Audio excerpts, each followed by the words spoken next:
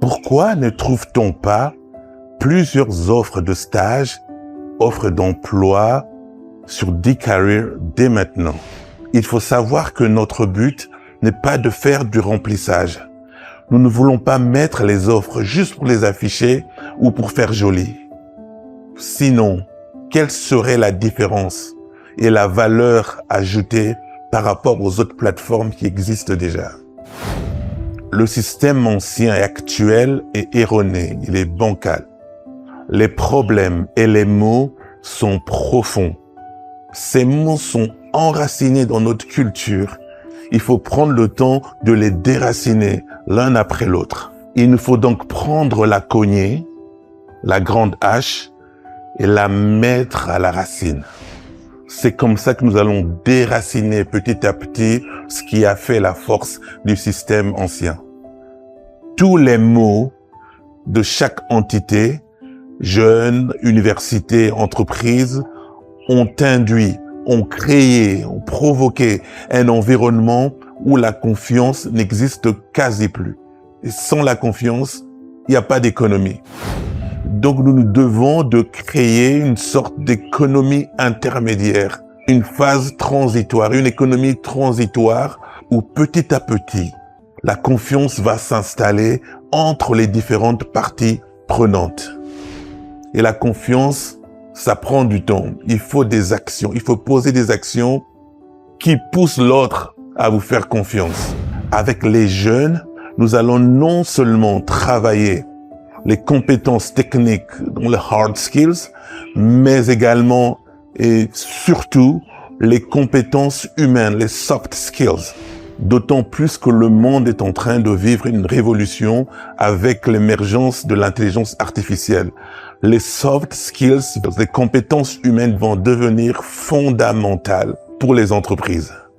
C'est dans la construction de cette économie intermédiaire, grâce à la plateforme D-Career, que nous allons préparer nos jeunes à acquérir l'éthique du travail, la rigueur, la discipline, la ponctualité, le sens de responsabilité, la transparence, la créativité, la résilience, l'esprit d'équipe.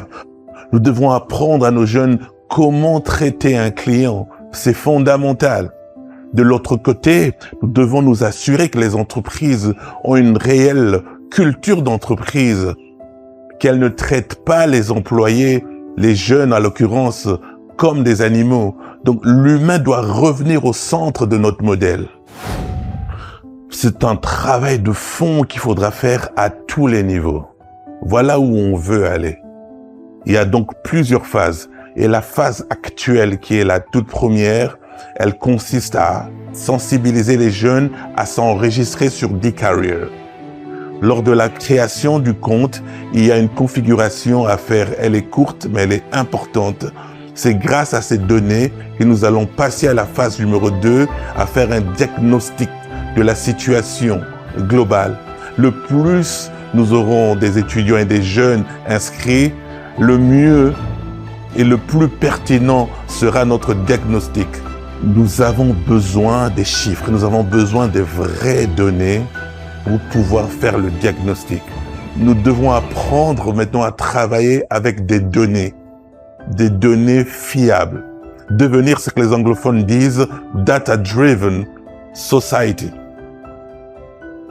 Créer de data-driven companies, des sociétés qui se basent sur les données.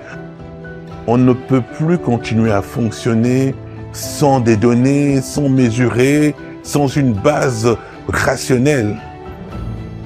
Et sur cette base, nous allons définir des modèles par université, par commune et ainsi de suite. Si nous prenons les offres d'emploi à gauche, à droite, sans consulter, travailler avec les entreprises et nous les balançons sur D-Career, les mêmes causes produiront les mêmes effets. Donc il nous faut travailler avec les jeunes et en même temps avec les entreprises. Nous voulons nous assurer que les recruteurs et les entreprises qui postent les offres d'emploi s'alignent avec la vision. Et de l'autre côté, nous voulons rassurer les recruteurs quant aux jeunes qu'ils trouveront sur D-Career, tant au niveau compétences techniques qu'au niveau compétences humaines.